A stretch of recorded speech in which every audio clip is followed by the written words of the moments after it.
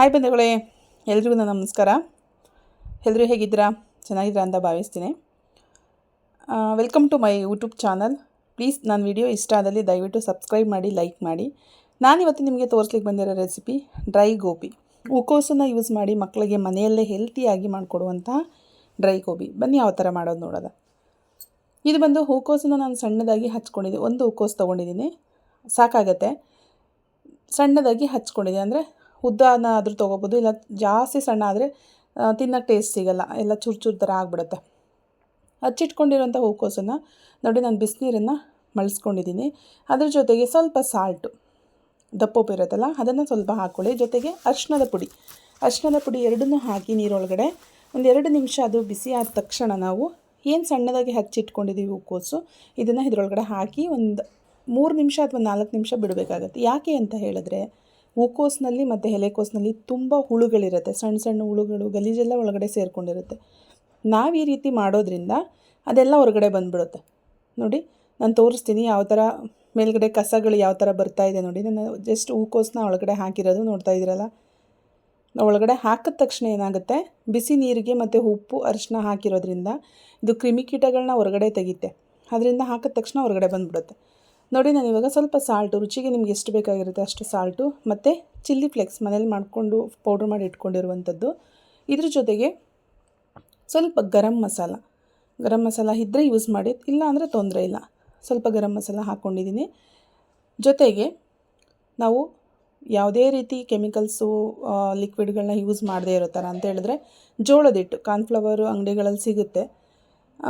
1-2 ಅಥವಾ 3 ಸ್ಪೂನ್ ಆಗುವಷ್ಟು ಕಾರ್ನ್ಫ್ಲವರು, ಅಚ್ಚ ಖಾರದ ಪುಡಿ, ಮತ್ತು 1-2 ಅಥವಾ 3 ಸ್ಪೂನು ಕಡಲೆ ಹಿಟ್ಟು, ಅಕ್ಕಿ ಹಿಟ್ಟು, ಇಷ್ಟನ್ನು ನಾನು ಬಳಸ್ತಾಯಿದ್ದೀನಿ. ಇದ್ರ ಜೊತೆಗೆ ಸ್ವಲ್ಪ ಕಸ್ತೂರಿ ಮೆಥಿ ಮತ್ತು ಓಂಕಾಳು. ಇದನ್ನು ಓಂಕಾಳನ್ನು ಹಾಕೋ ಉದ್ದೇಶ ಸ್ವಲ್ಪ ಡೈಜೆಷನ್ ಆಗುತ್ತೆ ಅಂತ. ಕಸ್ತೂರಿ ಮೆಥಿ ಬಂದು ಮನೇಲಿ ಕಸ್ತೂರಿ ಸೊಪ್ಪು ಕಡಿಮೆ ಇದ್ದಾಗ ಒಣಗಿಸಿಟ್ಕೊಂಡಿರುವಂಥದ್ದು, ಅದನ್ನು ಯೂಸ್ ಮಾಡ್ತಾಯಿದ್ದೀನಿ. ನೋಡಿ ನೀರಿನಲ್ಲಿ ಬಾಯ್ಲ್ ಆದ ನಂತರ, ಬಾಯ್ಲ್ ಮಾಡೋದಂದರೆ ಬೇಯಿಸೋದು ಬೇಡ, ಜಸ್ಟ್ ನೆನೆಯೋ ಹಾಗೆ ಇಟ್ಕೊಂಡ್ರೆ ಸಾಕು. ಮತ್ತೆ ಹೊರಗಡೆ ಬೇರೆ ಸಪ್ರೇಟ್ ನೀರಿಗೆ ಹಾಕಿ ಒಂದು 3 ಸಲ ತೊಳೆದಿದ್ದೀನಿ. ನೋಡಿ ಎಷ್ಟು ಗಲೀಜು ಬಂದಿದೆ ಅಂತ ಹೇಳಿದ್ರೆ, ಈ ರೀತಿ ಗಲೀಜು ಹೊರಗಡೆ ಬರಲಿ ಅನ್ನೋ ಉದ್ದೇಶಕ್ಕೆ ಆ ಥರ ಮಾಡಬೇಕಾಗತ್ತೆ. ನಾವು ಆಲ್ರೆಡಿ ಮಿಕ್ಸ್ ಮಾಡಿ ಇಟ್ಕೊಂಡಿರುವಂತಹ ಪೌಡ್ರ್ ಜೊತೆಗೆ ಹೂಕೋಸನ್ನ ಹಾಕಿ ಈ ರೀತಿ ರೆಡಿ ಮಾಡಿ ಇಟ್ಕೊಂಡು ಒಂದು 5 ನಿಮಿಷ ಬಿಡೋದ. 5 ನಿಮಿಷ ಅಂತ ಹೇಳಿದ್ರೆ ಮುಚ್ಚಿಟ್ಬಿಟ್ಟು ಒಂದು 5 ನಿಮಿಷ ಬಿಟ್ಕೊಂಡ್ರೆ ಸಾಕಾಗತ್ತೆ. ನೋಡಿ ರೆಡಿಯಾಗಿದೆ. ಈಗ ನಾವು ಎಣ್ಣೆನ ಕಾಯ್ಲಿಕ್ಕೆ ಇಟ್ಕೊಳ್ಳೋದ. ನೀಟಾಗಿ ಎಣ್ಣೆ ಕಾದಿದೆ. ಒಂದೊಂದೇ ಸಪ್ರೇಟು ನೀವು ಈ ಥರ ಹಾಕಿದ್ರೆ, ನೀವು ವೆಜ್ ಮಾಡ್ತೀವಿ ಅಂತ ಹೇಳಿದ್ರೆ ಈ ರೀತಿ ಮಾಡ್ಬೋದು. ನಾನ್ ವೆಜ್ ಮಾಡ್ತೀವಿ ಅಂತ ಹೇಳಿದ್ರೆ ಎಗ್ಗನ್ನು ಬೇಕಾದರೆ ಯೂಸ್ ಮಾಡ್ಬೋದು, ಎಗ್ಗನ್ನು ಹಾಕ್ಕೊಂಡು ಬೇಕಾದರೆ ಮಾಡ್ಕೋಬೋದು. ಯಾವುದೇ ರೀತಿ ಪೌಡರ್ಗಳ ಅಗತ್ಯ ಇರಲ್ಲ. ಮನೇಲಿರುವಂತಹ ಐಟಮ್ಸ್ಗಳನ್ನ ಯೂಸ್ ಮಾಡಿ ಮಕ್ಕಳುಗಳು ಗೋಬಿ ತಿನ್ನಬೇಕು ಅಂತ ಹೇಳಿದಾಗ ಈ ರೀತಿ ಮಾಡಿಕೊಟ್ರೆ ತುಂಬ ಇಷ್ಟಪಟ್ಟು ತಿಂತಾರೆ. ಆ್ಯಂಡ್ ದೆನ್ ಹೆಲ್ತಿ ಹಾಗೂ ಇರುತ್ತೆ. ನಾವು ಅಂಗಡಿಗಳಲ್ಲಾದರೆ ಇಷ್ಟು ನೀಟಾಗಿ ಬೇಯಿಸ್ಕೊಡಲ್ಲ, ಒಂದು ಸ್ವಲ್ಪ ಹಸಿ ಇದ್ದಾಗಲೇ ಉಂಡೆ ಮಾಡಿ ಕೊಟ್ಬಿಡ್ತಾರೆ ಅವರು. ನಾವು ಈ ರೀತಿ ನೀಟಾಗಿ ಬೇಯಿಸೋದ್ರಿಂದ ಡೈಜೆಸ್ಟ್ ಆಗುತ್ತೆ ಮಕ್ಕಳುಗಳಿಗೆ. ನೋಡಿ ಎಷ್ಟು ನೀಟಾಗಿ ಬೆಂದಿದೆ ಅಂತಾರೆ. ಒಳಗಡೆನೂ ಅಷ್ಟೇ ನೀಟಾಗಿ ಬೆಂದಿರುತ್ತೆ. ಕರುಮ್ ಅಂತ ಇರುತ್ತೆ. ಪಕೋಡ ತಿನ್ನೋ ಥರ ಇರುತ್ತೆ ಟೇಸ್ಟು. ತುಂಬ ಹೆಲ್ತಿ ಆಗಿರುವಂಥದ್ದು. ನಮಗೆ ಅಂಗಡಿಗಳಲ್ಲಿ ಇಷ್ಟು ಹೆಲ್ತಿಯಾಗಿ ಮಾಡ್ಕೊಡಲ್ಲ. 1 ದಿನ ಇದ್ದಿದ್ದು 2 ದಿನ ಇದ್ದಿದ್ದು ಆ ರೀತಿ ಮಾಡಿಕೊಡ್ತಾರೆ. ನಾವು ಅಲ್ಲೇ ಫ್ರೆಶ್ಶಾಗಿ ಮಾಡ್ಕೊತಿಂದಿರೋದ್ರಿಂದ ತುಂಬ ಟೇಸ್ಟ್ ಬರುತ್ತೆ.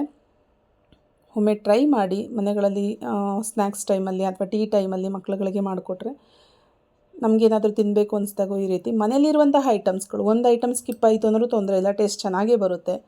ಹೆಲ್ತಿ ಆಗಿರೋದ್ರಿಂದ ಚೆನ್ನಾಗೇ ಬರುತ್ತೆ. ಒಂದು ಸಲ ಟ್ರೈ ಮಾಡಿ.